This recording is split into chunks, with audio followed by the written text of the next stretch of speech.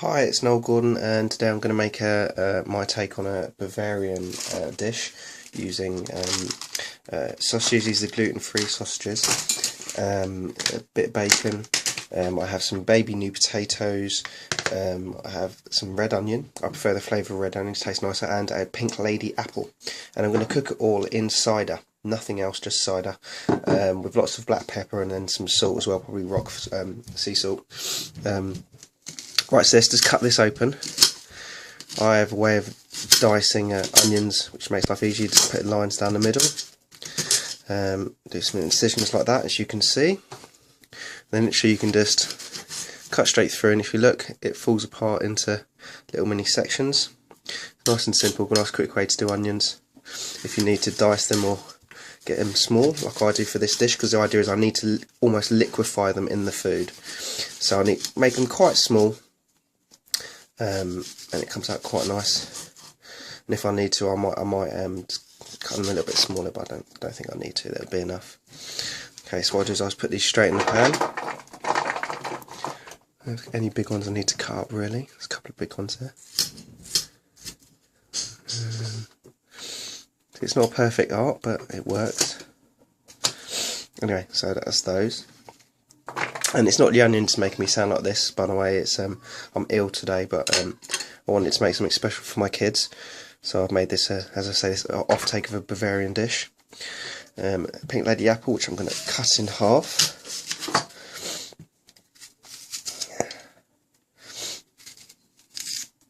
Okay, maybe it's the onions a bit helping make me sound a bit bunged up, but it's fine. I'll just core it out like that. Oh. Now, kind of the same way I'm going to do this as I did with the onions. I'm going to make some incisions down it, because again I want this apple to be small, because by the time it all finished cooking, it should have all be like, not almost liquidized, not quite, but you know, it should be like it should be super soft, and most of it would have been disintegrated into the sauce, which at the moment the sauce is only the cider itself. I've chosen a Oakley cider, but you can use any cider. I prefer using a sweet cider because it tastes nice. I'm going to break these up and crush them a bit. There we go, get some onions in there. Now for the sausages I'm just going to cut open, as you can see. Stab them a couple of times so they don't pop in while they're cooking. I think they're connected by the yeah, there they are. Let's cut that off. As I say, these are gluten-free and dairy-free sausages, because my son can't have gluten or dairy, for that matter. So let's put all these in there.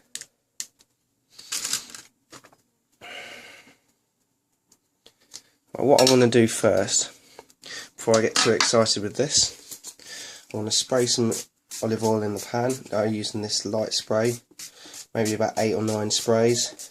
A little mix, just so nothing sticks to the bottom of the pan. Let's open the second packet. Let's get the second packet of these. Move these to the side. Now I'm going to use the whole apple, but at the moment I'm just using small bits because I want them to be at the bottom. And I'm going to put a few larger segments. So again, I'm going to stab this, put some holes in it.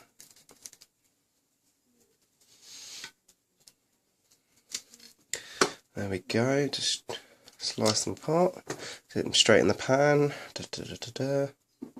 Now most people would try and brown off the onions or try and pre-cook some of the ingredients. I don't, not for this particular dish. Usually I would, don't get me wrong, but for this particular one, what I want to try and do is keep as much of it as possible so it all cooks together, so all of it infuses together as it cooks.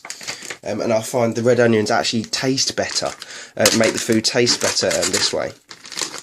Only in this particular dish. As I say, other dishes I do pre-cook. I might pre-cook the onion and stuff like that.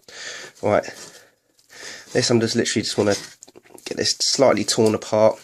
This is the bacon. I use unsmoked bacon. You can use smoked if you like, but I don't really like really salty bacon. I should have used a sharp knife really rather than a serrated one, but it doesn't matter. Get the job done still.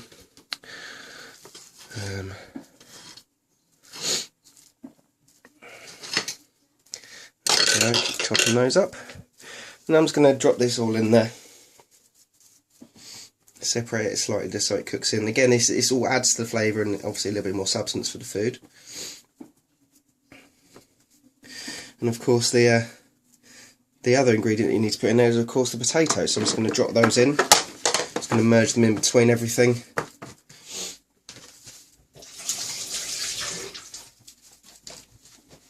And then of course, with my little helpers, can you grab that for me, Lilani? That's one of my daughters coming to give me a hand for a second. Thank you. And grab the bottle opener.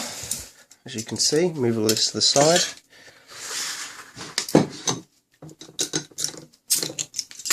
And literally, people might be shocked by this, I'm just going to literally pour it straight on.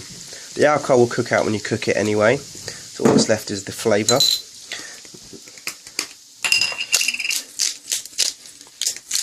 Lots and lots and lots of black pepper. I actually use rainbow peppercorns. I think it's a nicer flavour than just normal black pepper.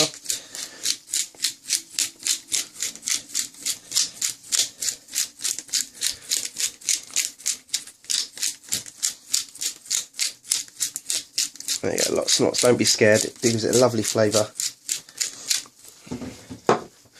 And now I'm going to put some salt in, which is, you can use sea salt or rock salt. I'm actually going to use rock salt. I know I said sea salt earlier, but I'm actually going to use large granules of rock salt, if you can see that.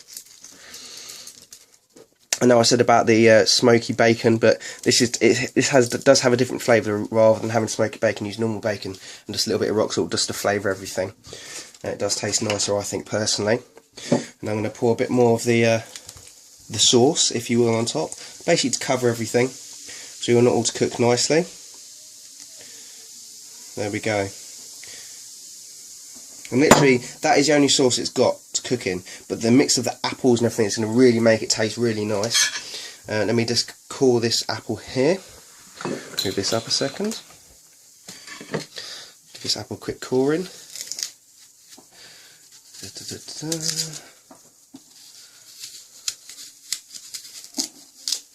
Okay.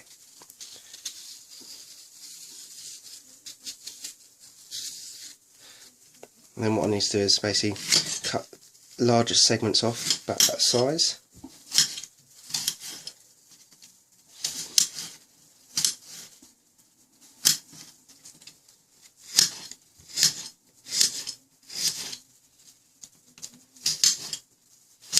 And for those that are really conscious, you can use turkey. By the way, this isn't, yes, fair enough, apple cider itself works really well with any sort of pork.